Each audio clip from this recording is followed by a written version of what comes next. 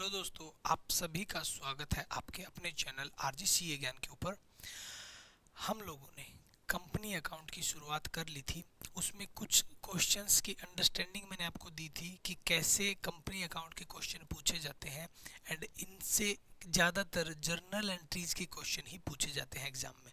एक और टाइप होता है जो कि बैलेंस शीट में कैसे रिप्रेजेंट करेंगे, कैसे प्रेजेंट करेंगे आप शेयर कैपिटल के पार्ट को, रिजर्व एंड सरप्लस को, एंड जो पैसा कंपनी मंगा चुकी है, कंपनी के पास सब्सक्राइब हो चुका है, कैपिटल कितना पैसा आ चुका है, वो सब की प्रेजेंटेशन यहाँ पर की जाती है बैलेंस शीट के अंदर। तो अकाउंटिंग फॉर कंपनीज चैप्टर का हमने कुछ पार्ट शुरू किया था। अभी हम बेसिक एकदम थियोरिटिकल पार्ट की क्लास है ये वाली। इसमें हम टोटल आपको बताएंगे कि कैसे शेयर कैपिटल क्यों मंगाई जाती है, क्या होती है, फेस वैल्यू क्या होती है, उसके एलिमेंट्स क्या है, सारे के सारे वो अभी शुरू करने वाले हैं इस क्लास में। तो आइए फिर शुरू करते हैं। सबसे पहले शेयर कैपिटल क्या होती है ये जानना बहुत ज़रूरी है। शेयर कैपिटल का क्या मतलब है? फॉर एग्जांपल, आपने अगर पार्टनरशिप चैप्टर हमारे साथ किया हो तो आपने उसमें देखा होगा कि बैलेंस शीट के अंदर लायबिलिटी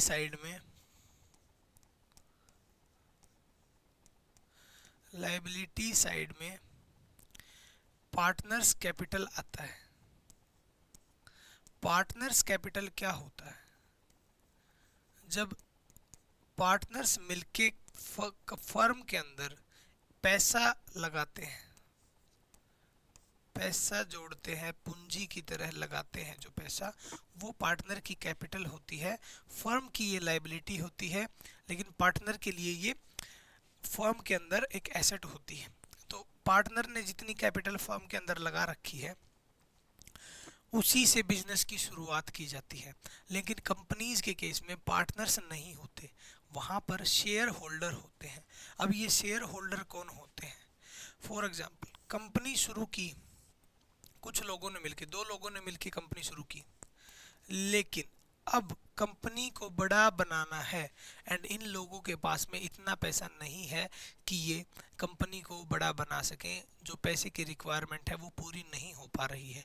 एक ऑप्शन तो इनके पास होता है कि ये लोन ले लें, बैंक से लोन ले सकते हैं। लेकिन वहाँ पर एक दिक्कत जो होती है वो ये होती है कि उसका मंथली या एनुअली इंटरेस्ट देना पड़ता है,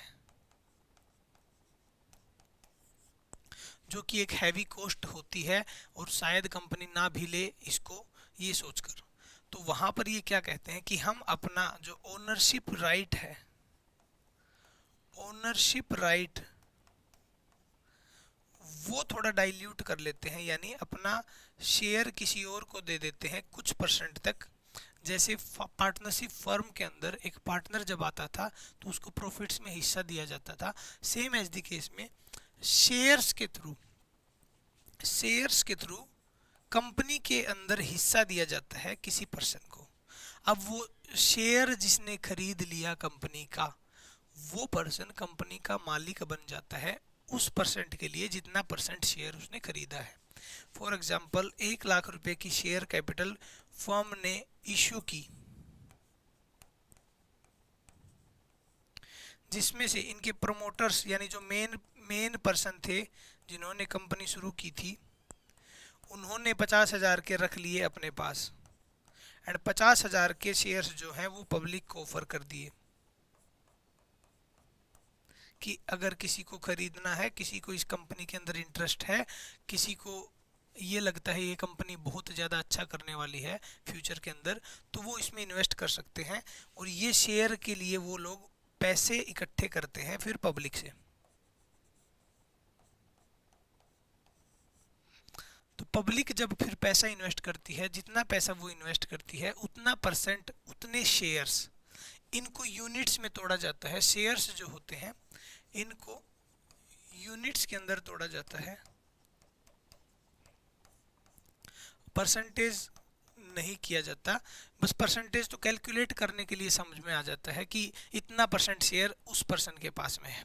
तो जिनके पास में 50% से ज़्यादा शेयर होते हैं वो कंपनी के मेन डिसीजंस ले सकते हैं, या फिर ये कहें 50% ना भी हो तो मेन अगर मेजोरिटी शेयर्स जिसके पास में होते हैं वो कंपनी का मालिक होता है, वही डिसीजंस लेते हैं, ना कि जिनके पास थोड़ा सा 1% शेयर है उनके पास इतनी पावर नहीं होती कि वो कंपनी के डिसीजंस ले सकें कि कंपनी को कौन मैनेज करेगा, कहाँ से सामान खरीदा जाएगा, किसको बेचा जाएगा। ये सब डिसीजन जिसके पास मेजॉरिटी शेयर्स होते हैं वो पर्सन लेता है कंपनी के लिए। तो चलिए अब थोड़ी सी थियरिटिकल बातें कर लेते हैं जो कि आपको बुक के अंदर पढ़ने को मिलेंगी एंड एग्जाम में भी जो आपसे पूछा जाता है। ऑथराइज्ड शेयर कैपिटल क्या होती है? Maximum number of shares a company can offer, यानी एक कंपनी जो है मैक्सिमम कितना शेयर ऑफर कर सकती है। एक मेमोरेंडम ऑफ एसोसिएशन नाम का एक डॉक्यूमेंट होता है जब कंपनी बनाई जाती है, मेमोरेंडम ऑफ एसोसिएशन, MOA बोला जाता है इसको। तो ये मेमोरेंडम ऑफ एसोसिएशन के अंदर लिखा होता है कि कितनी ऑथराइज्ड कैपिटल है। अगर इस ऑथराइज्ड कैपिटल को बढ़ाना होता है तो बाद में मेमोरेंडम को ऑल्टर करना पड़ता है, चेंज करना पड़ता है, तभी कंपनी ज़्यादा अमाउंट की शेयर कैपिटल इशू कर सकती है। फॉर एग्जांपल कंपनी जब इनकॉर्पोरेट हो रही थी, बन रही थी, तो उस टाइम पर डायरेक्टर्स ने सिर्फ शेयर होल्डर ने सिर्फ 1 लाख की शेयर कैपिटल ऑथराइज की कि कंपनी 1 लाख की शेयर कैपिटल इशू कर सकती है। लेकिन कुछ साल बाद जब कंपनी बड़ी हो गई तब वहाँ पर उनको अगर रिक्वायरमेंट पड़ती है कि हमें शेयर इशू करके और ज़्यादा पैसा लेना है लोगों से, तो उनको सबसे पहले अपनी ऑथराइज कैपिटल बढ़ानी पड़ेगी। अपनी ऑथराइज कैपिटल बढ़ाने के बाद ही वो शेयर्स इशू कर सकते हैं मार्केट में। चलिए, ऑथराइज्ड के बाद में जो अगला स्टेप आता है वो आता है इश्यूड शेयर कैपिटल। जितनी ऑथराइज है, जितनी पावर है कंपनी के पास में शेयर इशू करने की, उसमें से कितना इशू करा हुआ है कंपनी ने। यानी for example authorize share capital है 1 लाख की एंड कंपनी ने इशू किया है अभी 50,000 मार्केट में कि 50,000 शेयर्स हमने इशू कर दिए। तो ऑथराइज्ड शेयर कैपिटल जरूरी नहीं कि बैलेंस शीट में जितनी ऑथराइज शेयर कैपिटल है उतनी ही कैपिटल का पैसा आ रखा हो कंपनी के पास में। इशूड शेयर कैपिटल, तो actual number of shares a company can sold to a public, यानी कितने शेयर्स हैं जो कंपनी बेच सकती है पब्लिक को। अब आइए अगला, सब्सक्राइब्ड। अब इतना तो कंपनी ने ऑफर किया लोगों को कि बेचने के, इश्यू किया कि आओ खरीद लो। अब सब्सक्राइब्ड वाली जो अमाउंट है वो पब्लिक ने एक्चुअली बाय की है। एक्चुअली कंपनी ने पब्लिक ने बाय किया है shares that investor want to buy. लोगों ने अपनी एप्लीकेशन दी है, सब्सक्राइब किया है शेयर्स को, तो वो वाली अमाउंट होती है सब्सक्राइब्ड शेयर कैपिटल। उसके बाद में आती है कॉल्ड अप शेयर कैपिटल। जब लोगों ने एप्लीकेशन दे दी, सब्सक्राइब कर लिया शेयर्स को, तो उसके बाद में जब कंपनी उनसे पैसे मंगाती है एंड जितना पैसा मंगवा चुकी है वो वाली अमाउंट होती है कॉल्ड अप शेयर कैपिटल। यानी उतनी कंपनी ने कॉल कर चुकी है कंपनी कि इतना पैसा तो हमारे पास आ जाना चाहिए, इन्वेस्टर्स को, शेयर होल्डर्स को बोल चुकी होती है कि इतना पैसा आप दे दीजिए। तो वो वाली अमाउंट जो होती है वो कॉल्ड अप शेयर कैपिटल होती है। इतनी कंपनी ने मंगवाई एंड जितनी लोगों ने फिर एक्चुअली पे कर दी, एक्चुअली जब जितनी अमाउंट पे कर दी वो पेड अप शेयर कैपिटल होती है। कंपनी ने मान लो 50,000 शेयर पे 5 रुपए के हिसाब से मंगवाया, लेकिन शेयर होल्डर्स ने अभी 3 के हिसाब से ही पे किया है, बाकी अमाउंट अभी मतलब आया नहीं है। कॉल्ड अप शेयर कैपिटल वो अमाउंट रहेगी। उसके बाद में reserve share capital. Reserve share capital वो वाली अमाउंट होती है जो कंपनी फ्यूचर अनसर्टेनिटीज के लिए होल्ड करके रखती है। फॉर एग्जांपल किसी टाइम पर कंपनी ने प्रॉफिट नहीं कमाया तो उस टाइम के लिए वो उस अमाउंट को बचा के रखती है, रिजर्व करके रखती है। पढ़ लेते, it refers to the portion of a company's profits that is set aside और retained for investment in the business. यानी कि अगर कंपनी को री इन्वेस्ट करना पड़ा तो उस टाइम के लिए वो उस अमाउंट को बचा के रखती है कि जब जरूरत पड़ेगी तब मंगवाएंगे। कवरिंग फ्यूचर लॉसेज, अगर लॉस हुए तो उसको कवर कर लेंगे, या फिर कैपिटलाइजिंग ऑन अपॉर्चुनिटीज, या कोई ऐसी अपॉर्चुनिटी मिल गई तो वो वहाँ पर वो वाली अमाउंट मंगवा के, रिजर्व वाली अमाउंट मंगवा कर हम कुछ एसेट्स खरीद लेंगे उस टाइम पर अगर पैसा नहीं हुआ कंपनी के पास में। The reserve capital can not be distributed to share holders as dividend, क्योंकि ये शेयर होल्डर्स का ही पैसा है तो उनको एज ए प्रॉफिट नहीं डिस्ट्रीब्यूट किया जा सकता, ये रेस्ट्रिक्शन होती है कंपनी के लिए। ये एक छोटा सा चार्ट है।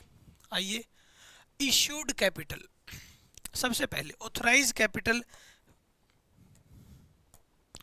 2 लाख रुपए की ऑथराइज कैपिटल है, जो कि 10 रुपए की एक शेयर है, जिसमें यानी 20 लाख रुपए की टोटल ऑथराइज कैपिटल बोल सकते हो, नॉमिनल कैपिटल या फिर रजिस्टर्ड कैपिटल, जितनी कंपनी ने रजिस्टर की थी जब कंपनी बन रही थी उतनी capital authorised capital. 2 lakh equity shares हैं, जिसमें से 10 रुपए का एक शेयर, और टोटल कैपिटल हुई 20 लाख रुपए की, जिसमें से कंपनी ने 80,000 शेयर्स इशू किए हैं मार्केट में 10 रुपए के हिसाब से, यानी 8 लाख रुपए के शेयर्स इशू किए हैं। 2 लाख में से 80,000 शेयर इशू किए हैं, और अनइश्यूड यानी जो रिमेनिंग है वो अनइश्यूड रह गई।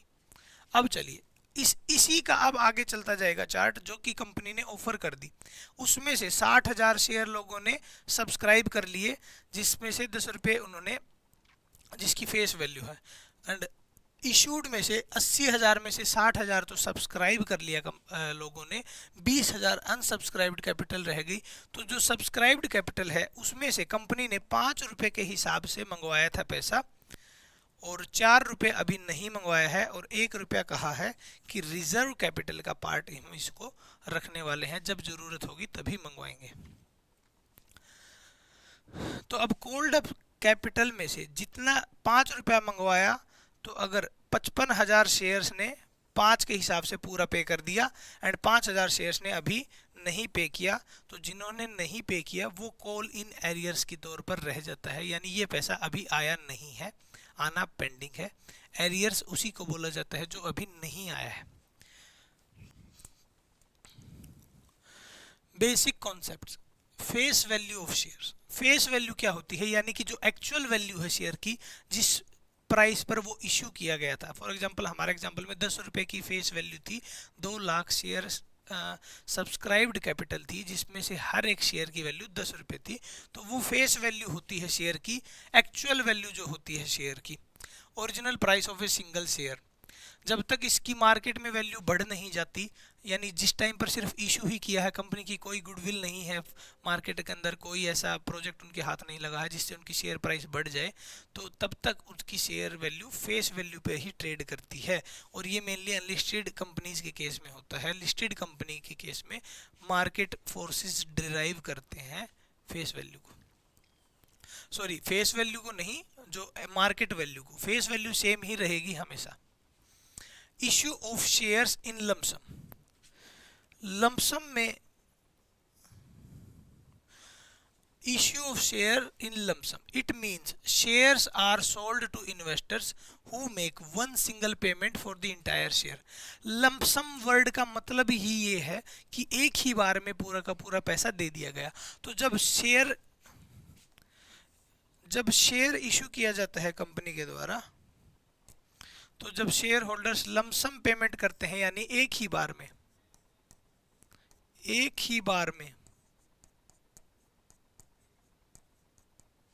It mean shares are sold to investors who make one single payment, एक ही पेमेंट में पूरे शेयर की पेमेंट कर दी, कोई अनकॉल्ड कैपिटल नहीं रही, कोई रिजर्व कैपिटल नहीं रही, कोई कॉल्स इन एरियर्स नहीं रहे। Issue of shares in instalment, अब यहाँ पर इंस्टॉलमेंट वाली जो बात है, हमारे जो सिलेबस में जो बात है वो इंस्टॉलमेंट ऑफ शेयर्स वाली ही बात है। जर्नल एंट्रीज, आपको कॉल्स पे कितना पैसा मंगाया, अलॉटमेंट पे कितना पैसा आया, एप्लीकेशन के टाइम पर कितना पैसा आया, कितना पैसा कॉल्स इन एरियर का रह गया, या फिर कितना पैसा एडवांस में आ गया तो कॉल्स इन एडवांस आ गई, वो सारी हमारे पास में स्टडी है इस चैप्टर के अंदर। When investors make payment in multiple installments। चलिए फेस वैल्यू का पार्ट क्या क्या है अब जान लेते हैं। एप्लीकेशन मनी, जब शेयर होल्डर जब शेयर खरीदने वाले अप्लाई करते हैं शेयर के लिए, उतना पैसा, फॉर एग्जांपल 10 रुपए की फेस वैल्यू, 2 रुपया एप्लीकेशन के ऊपर दिया, 3 रुपया अलॉटमेंट पे दिया, 2 रुपया फर्स्ट कॉल पे, 2 रुपया फाइनल कॉल पे, सेकंड कॉल पे, एंड 1 रुपया फाइनल कॉल पे उन्होंने पैसा दिया। 2 3 5, 2 7, 2 9 1 10। तो इस तरह से पैसा मंगवाया गया कंपनी ने, यानी इसे इंस्टॉलमेंट वाला जो तरीका है वो इस तरह से पैसा आएगा, और जो लमसम वाला है वो एक ही बार में 10 रुपया इन्वेस्टर पे कर देगा, एप्लीकेशन के टाइम पर ही पूरा पैसा पे कर देगा। चलिए, issue of shares at par. At par का मतलब क्या है? शेयर की वैल्यू है फेस वैल्यू 10 रुपये, और कंपनी ने इशू भी उस शेयर को 10 रुपये पे ही किया है, यानी कि जो शेयर खरीदेगा उससे कंपनी 10 रुपये ही लेगी और उसको शेयर दे देगी। वो वाली कंडीशन होती है कि शेयर पार पर इशू किया गया है, नॉमिनल वैल्यू पर इशू किया गया है, फेस वैल्यू पर इशू किया गया है।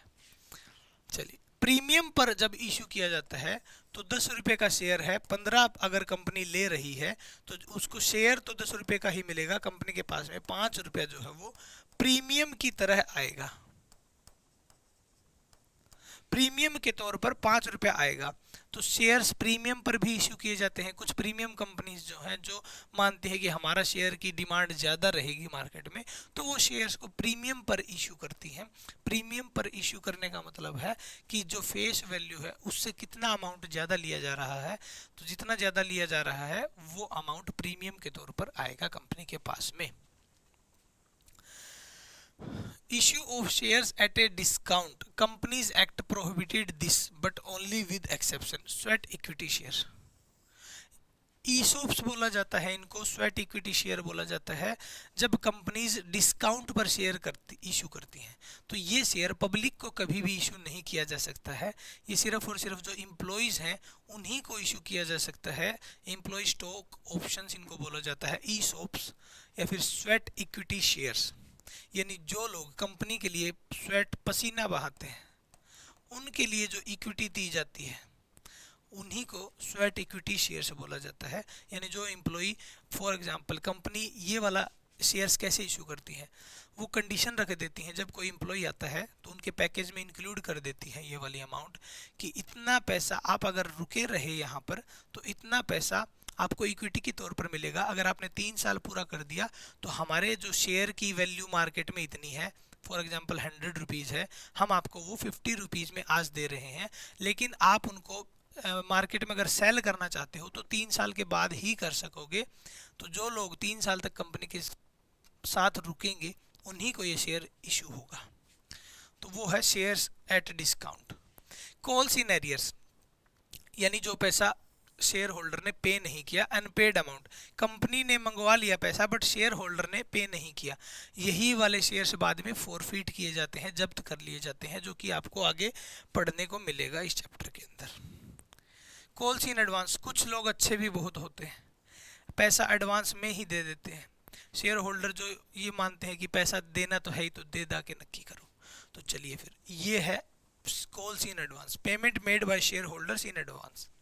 शेयर फॉरफीचर, तो मैंने बताया था एरियर्स वाले शेयर को फॉरफिट किया जाता है। The process of cancelling share when share holder fails to meet payment obligation, यानी कॉल्स इन एरियर जब किसी की खड़ी हो जाती है तो कंपनी उनको प्रॉपर नोटिस देती है, उसके बाद में वो शेयर कैंसिल कर देती है, फॉरफिट कर लेती है, जब्त कर लेती है। और जो शेयर जब्त कर लिए जाते हैं, फॉरफिट किए जाते हैं,